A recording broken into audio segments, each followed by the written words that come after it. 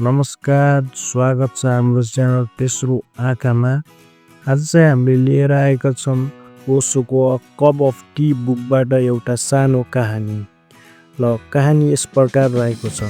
एक समयको कुरा हो, बुढो योद्धाले आफ्नो नातिलाई जीवनको बारेमा केही ज्ञान सिकाउन खोज्दै भन्छन् कि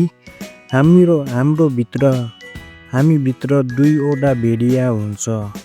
एउटा भेडिया चाहिँ एकदमै दयालु, शान्त हुन्छ अनि एकदमै अरूलाई सहयोग गर्ने खालको, अरूलाई हानि नपुर्याउने खालको। ऊ सही छ भने, ऊ गलत भइरहेको छ भने मात्र लड्न अगाडि बढ्छ, नत्र ऊ एकदमै शान्त र दयालु हुन्छ। त्यस पछाडि अर्को भेडिया हुन्छ जुन चाहिँ एकदमै रिसाई गर्छ, रिस सबैसँग लड्दै हिँड्छ।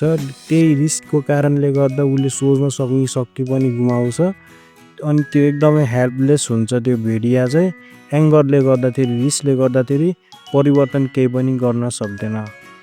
त्यति भन्दै बुढो मान्छे रोकिँदै नातिलाई आँखामा हेर्छन् अनि भन्छन्, मेरो नाति, यो दुईवटा भेडिया हामीभित्र लड्छन्।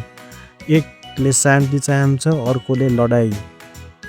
अनि नातिले सोच्दै भन्छन् कि कुन भेडियाले जित्छ त भनेर नातिले उहाँलाई सोध्छन्। अनि बुढो मान्छेले हाँस्दै भन्नुहुन्छ, जुनलाई तिमीले ध्यान, चेतना, अवेरनेस ध्यान दिन्छौ, जुनलाई तिमीले ध्यान दिन्छौ त्यही भेडियाले जित्छ भनेर उहाँले भन्नुहुन्छ।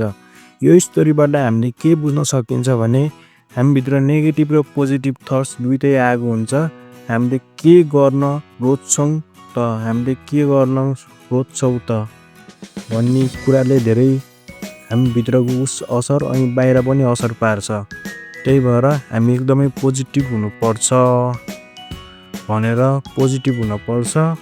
अनि अरूलाई सहयोग गर्नुपर्छ भनेर यो स्टोरीबाट बुझियो।